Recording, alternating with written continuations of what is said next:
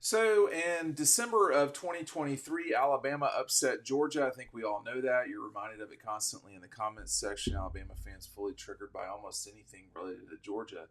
And something went unnoticed for 6 months or so, which was Jalen Milroe's comments, not after the game, but on a radio program in Birmingham. He had this to say after the game to Greg McElroy and Cole Kubik. He said, I'm big on body language and looking into the opponent's eyes. Georgia looked defeated and didn't want any more. I knew that our team was going to be a 60 and I knew our team knew it would be a 60-minute game, and Georgia didn't believe in that. So you know, I remember being 20, 21 years old, and you just say stuff sometimes that comes straight to your head that if you had to say it over again, you wouldn't. And I can assure you that the coaches at Alabama, who were not his coach at the time, that are the coaches now, Kalen DeBoer and company, they don't want this. They don't want him talking like this. They didn't want him talking like this, I could say. But it's happened. And for all of the made up stuff that Kirby Smart and company have come up with through the years, this isn't made up. Jalen Milroe actually said this. He said it, shortly after the Georgia game, and of course they lost their next game to Michigan in overtime at the Rose Bowl, knocking them out of the national championship. And I'm big on body language, looking into our opponent's eyes. Okay, and he said Georgia looked defeated and didn't want any more. I don't know when he's talking about, so I'm on the field too. I have a 600 millimeter, 500 millimeter lens. I can see inside people's eyes, or into people's eyes. That sort of stuff. I mean, unless you're talking about when they're taking a knee, that just doesn't happen. I mean, it's Georgia is a program that came back on Ohio State, came back on Auburn, has had plenty of 60-minute fights.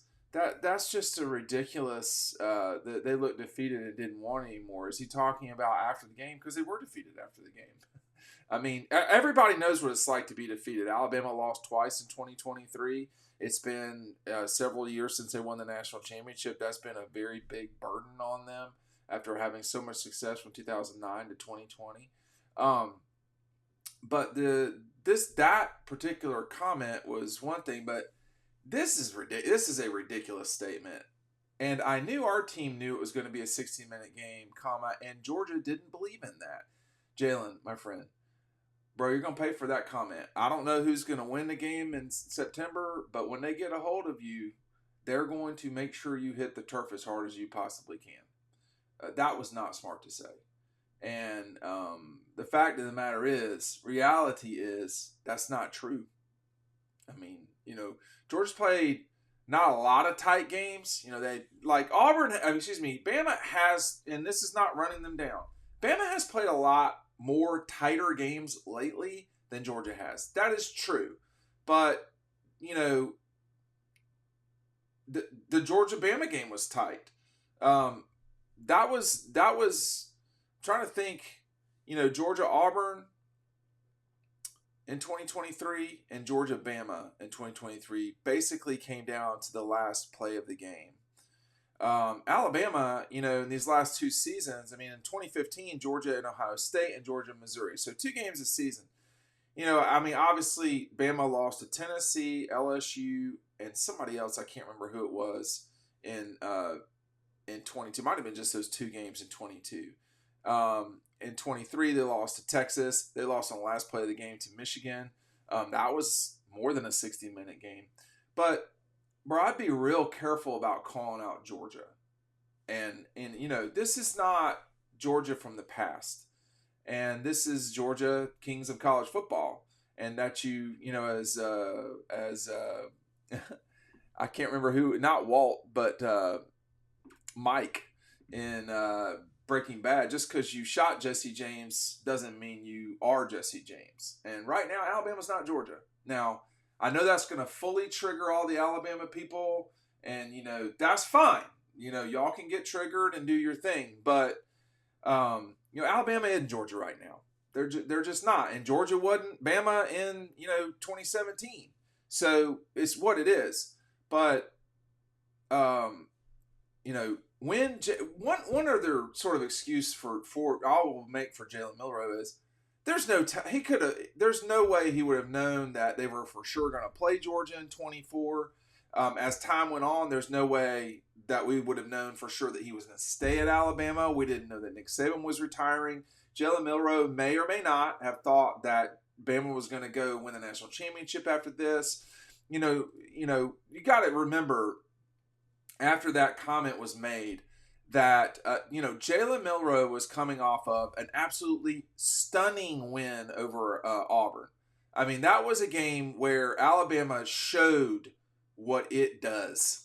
I mean, they just didn't die. It wasn't like the Texas game, okay, or even South Florida, but it was quintessential Nick Saban football for that sort of 1 week period. The comeback against Auburn and what they did in their upset win over Georgia. So he was flying high, no doubt. But as I call it in here, the Alabama superiority complex was kicking into high gear.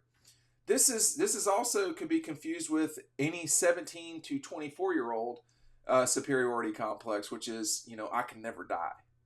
And you get that a lot from fans at Alabama. You still hear that from many of the players that are in the NFL who are frustrated, that played Alabama, who are sort of frustrated. You hear that from, he doesn't do it so much, but you can hear the tinges of that from Roman Harper. You definitely hear it from Greg McElroy, sort of the torch carriers for Alabama football today. You don't see as many. It was just kind of surprising.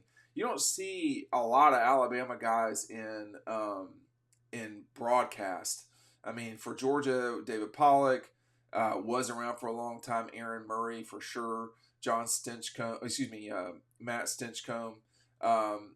Even Hudson Mason does some stuff here and there. You don't hear it a lot from the Alabama folks. It might take a little bit of time to kind of get going. I mean, Matt Stinchcomb played. Matt Stinchcomb is my age, so. Roman Harper definitely is one of those guys. He doesn't do this as bad as Greg McElroy. I think Greg borderline openly cheers for Alabama, and that's, whatever. But anyway, there is just because you always did it in the recent past doesn't mean you're going to continue to do it. And I think that there's no question Jalen Milroe was on a high. I mean, they had beaten their arch rival. Then they beat Georgia for the SEC championship game, a game that a lot of people certainly did not pick them in. They were an underdog for sure. But the follow-up comments were just not good, and they didn't really get a lot of attention until lately. But the math has changed dramatically at Alabama, for sure. I'm going to put SoPoly on the screen. To call 478-374-6398. And while I talk about Bama and Georgia, make sure that you're checking out their dealer locator. There are plenty of SoPoly. SoPoly is EcoPoly. EcoPoly has changed its name straight up into SoPoly. It's still all made in America, made in Georgia and Eastman. And pick up really awesome furniture. I sit on it every single day. As you can see, you can pick, look at these, you want to pick any number of colors. You can check that out, SoPoly.com, if you want to see the dealers. But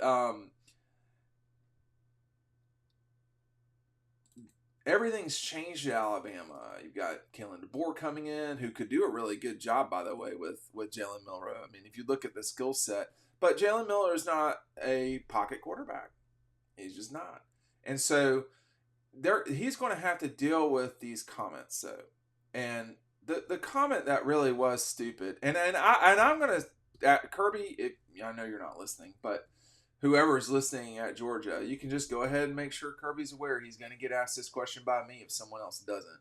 Do you think Jalen Milroe said your team was not a 60-minute team? Is your team a 60-minute team? And he can get his prepared answer ready because I know he's got it. But he's going to be asked that question. And then in Tuscaloosa in September, we're going to see all the talk doesn't matter. All that matters is what you do. And part of me doesn't really. I mean, like Alabama won the game. Jalen Milroe played. He did not play the best game of his season. His best game was against A&M or LSU. He played really well. He played okay against Georgia. I mean, it wasn't unbelievable, but what he did was he made enough plays when he had to make them to win. That's why he needs to be given credit for the way he played. But all these comments now, they're going to be looking to handle that. Smile Munden, Warren, all those guys at Georgia are going to be looking to correct the record. And, they didn't want any more. And our team knew it would be a 60-minute game, and Georgia didn't believe in that. I don't know who's going to win, but I know who's going to be after the quarterback, and that's the Dogs.